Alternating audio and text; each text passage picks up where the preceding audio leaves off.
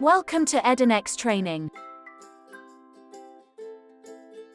Hello everyone, our today's topic for learning is assessment and rating process. Assessor will observe on the day. To begin with, we will see 8 very common and important attributes of the childcare center. When assessor comes to the childcare center, what they mainly assess. Those practices are supervision, interaction with families and children, guiding children behavior, room routine, programs, sustainability, effective communication, and mealtime setup. Now, let's discuss them one by one with their examples. Number 1 is supervision. Under supervision, the educators must keep 4 things in their minds at all time, which are age appropriate. Different ages require additional supervision. For example, babies in cots, or children playing on outside equipment. Risk assessment. What are the dangers for the child? Different age groups will have different risks. Supervision is not just standing and watching children, but engaging and interacting with children. Close supervision.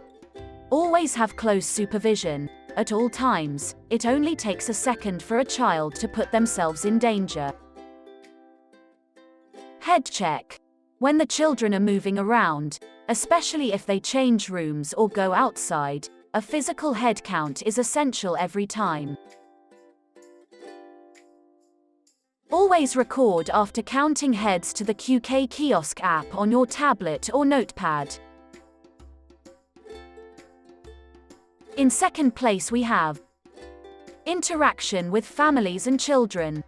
When parents or guardians come to drop off and collect their children, first greet and ask them in a polite and genuine way, "How are you?" Ask, "How's Sarah today?"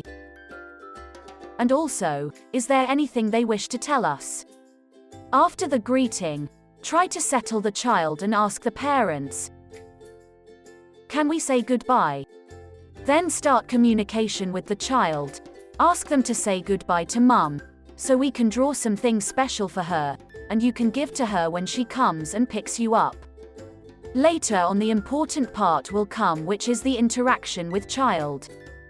At this stage, we need to communicate with the child while keep 3 things in our mind. Number 1 is how to communicate. Always try to communicate at the child's level. Number 2 is how to observe the child's behavior. Always observe the child's body language and behavior while communication and analyze whether she is happy, upset, or angry. And number 3 is how to approach. If the child is angry, give some time to calm down their behavior by standing close by. Joshua, I know you are angry. When you calm down, I will come and talk to you. The third point we are going to discuss is guiding children's behavior. It is very important for an educator to understand children's behavior and act accordingly.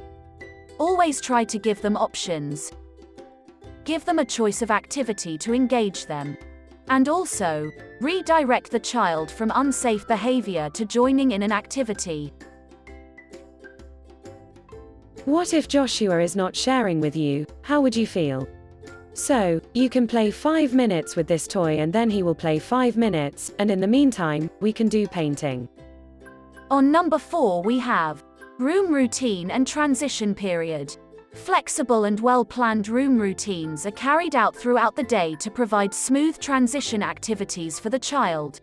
It is very important to inform the child about the next activity before the activity starts. We are having a morning tea soon, and after that we can go outside, so we need to wear sunscreen at least 20 minutes before we go out, so I am calling each of you, so you can come and put sunscreen on. Now it's lunchtime, and we are having lunch soon, but first wash your hands using the hand wash. The 5th point is programs. All educators are able to explain and able to link all programs, room activities and displayed activities with children's input, parents' input and child observation respectively. Can you explain why this dinosaur activity has been set up? Because Joshua and Henry showed interest, and it's also links to Joshua's and Henry's observations. The sixth point we have is sustainability. It is necessary to educate the children why sustainability is important by showing and implementing examples, such as, every room should have a recycle bin in it. Teach the children about the leftover food and how to dispose of it. Teach the children about heating and cooling off, and also introduce loose parts with them for upcycling resources. Also teach them about the leftover water and where we can use it afterwards. Now the seventh point is effective communication with colleagues.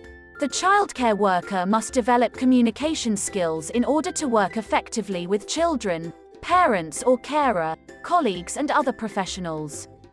Good communication skills help with worthwhile interaction. Also, effective communication involves listening, understanding and responding to people. And the last point we will discuss is mealtime setup.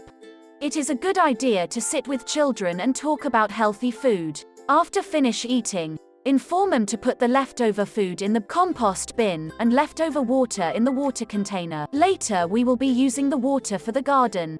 After the food breaks down and becomes compost, it is full of nutrient and then can be put on the garden to help grow the plants. The leftover water in the container can be used to water the garden. And lastly, always encourage the children to wash their hands before and after the meal. Let's recap the points we have discussed. Supervision, interaction with families and children, guiding children behavior, room routine, programs, sustainability, effective communication, and lastly, mealtime setup. That's all for now. Thank you for watching this video.